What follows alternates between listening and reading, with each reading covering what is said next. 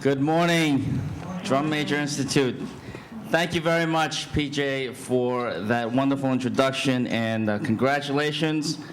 I think it's been 143 days for me. Today's actually the 144th day. It's been 21 days for PJ. They pay me to at least be able to count.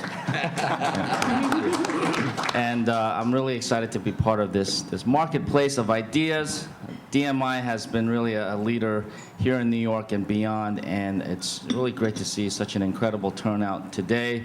I'm so happy that you all came out to hear what these wonderful, distinguished panelists have to say today.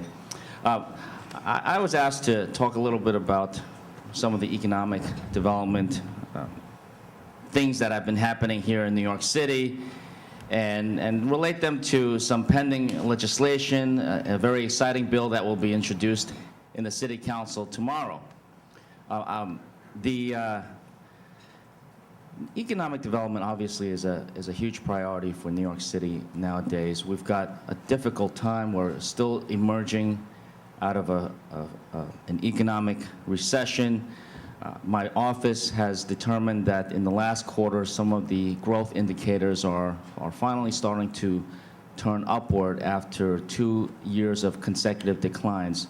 So I think we're starting to see the light at the end of this economic tunnel that we've been in for quite a long time.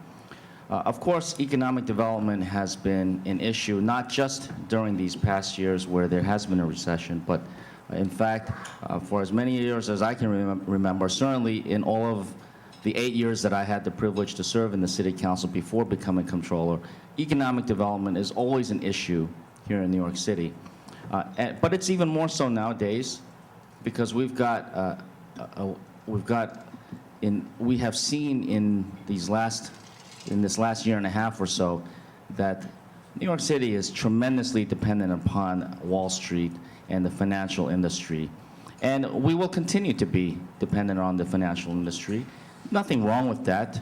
I think that we should look to strengthen that industry as much as possible. I am in support of President Obama's financial reform package, which I think will not only institute greater protections for consumers in a time when the financial markets are becoming increasingly complex, but also it will inject a great deal more predictability and really emphasize an emphasis on long-term investment as opposed to some of the short-term trading that has gone on.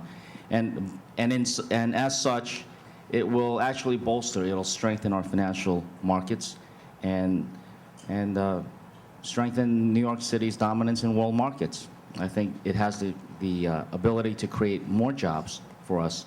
I think in many ways the lack of oversight and regulation led to the loss of tens of thousands of jobs in New York City over the last year and a half to 2 years.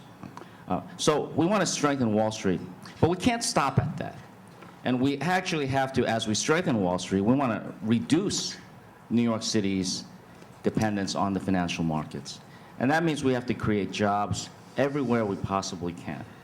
And that when we have economic development programs and initiatives, that there needs to be a set of accountability measures to ensure that all these great sounding promises actually get delivered. Now, the city has a lot of economic development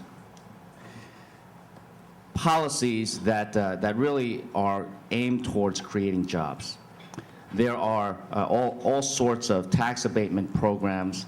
There are construction programs. There are 421A programs. There are lots of programs that don't directly provide taxpayer assistance or capital funds, but through those programs, they spur economic development. And they are as of right. So any builder, any company looking to do business or expand itself in New York City, they are generally entitled to those as-of-right programs.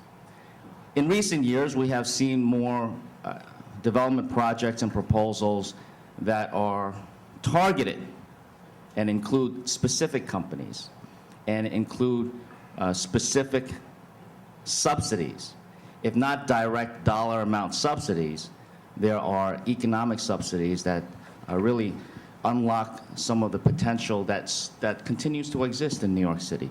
Some of these subsidies include, in addition to the tax abatements and capital injections that I mentioned earlier, I believe that these the economic value that is given to some of these developers includes some rezoning proposals, some sole sourcing, i.e. no bid contracts, and even the invocation of eminent domain. Those are very powerful tools that government has that really directs economic value, economic power towards a project. So I believe that anytime that the city provides a significant amount of economic assistance or support to a private developer, you are actually taking value away from the public sector and giving it to the private sector. So we want to encourage, stimulate development as much as possible in this city with an eye towards creating jobs. But if there is a public subsidy involved, then I think it's perfectly natural and logical that there needs to be a clear set of benefits, specifically economic benefits, that inures back to the public. Otherwise, we would actually be creating a non-level playing field. If it's not as of right, then there needs to be a set of standards in place that ensures that all these promises that are made are actually delivered.